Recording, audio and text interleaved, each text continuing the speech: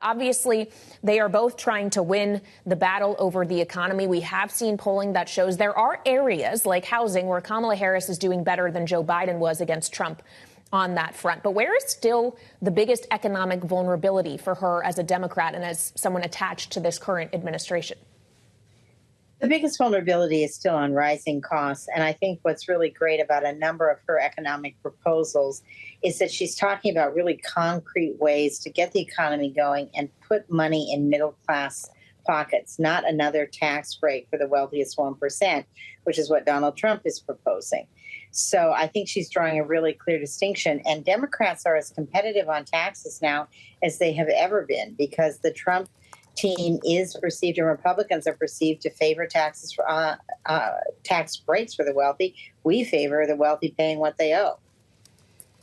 So, Celinda, break this down for us when you're preparing the candidate. We've been talking about debate prep all week. Kamala Harris is in Pittsburgh. Donald Trump is doing it his own way. He's not doing mock debates. But there's a question about style versus substance here, particularly for Kamala Harris, who is a bit less known than, of course, Donald Trump, having already had a debate with Joe Biden in this case.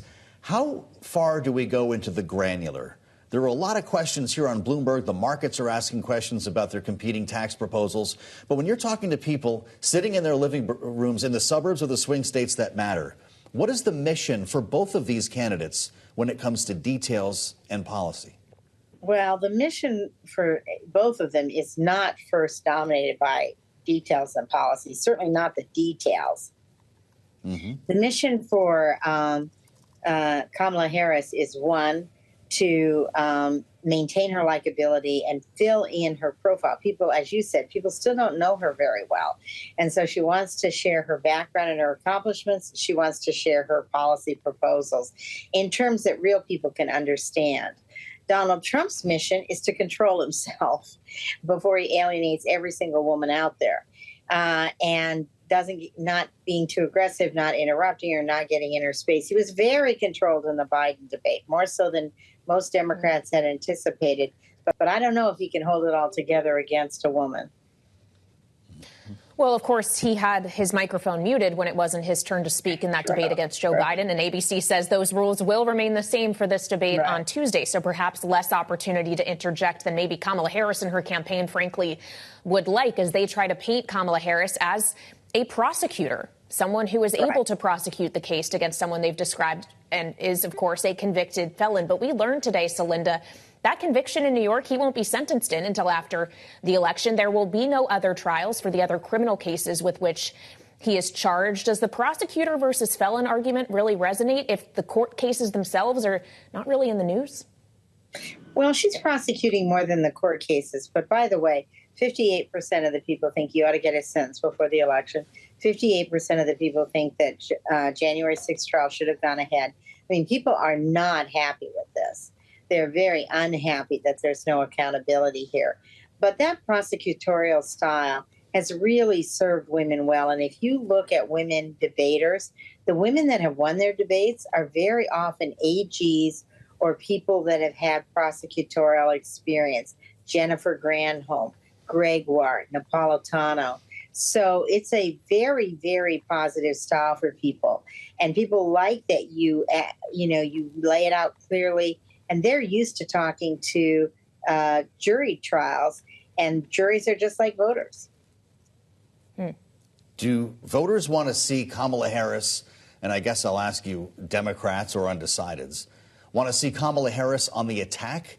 Or is the mission more to draw out Donald Trump, remembering she wanted the mics to be unmuted, to let him be himself in this debate? I think her mission is really just to lay her record out and then to draw some clear contrast. Donald Trump has been trying to mute the contrast. He's all over the map on Social Security. He's all over the map on abortion. I mean, he can't hold the same position for one day. He's saying he's for 2025 and then against it, and his people are for it, but then they're against it. So I think it's twofold. Fill in the blanks for herself and draw a clear distinction on policy with Donald Trump. I think Donald Trump has to be the one in charge of controlling Donald Trump, and that's kind of out of her hands.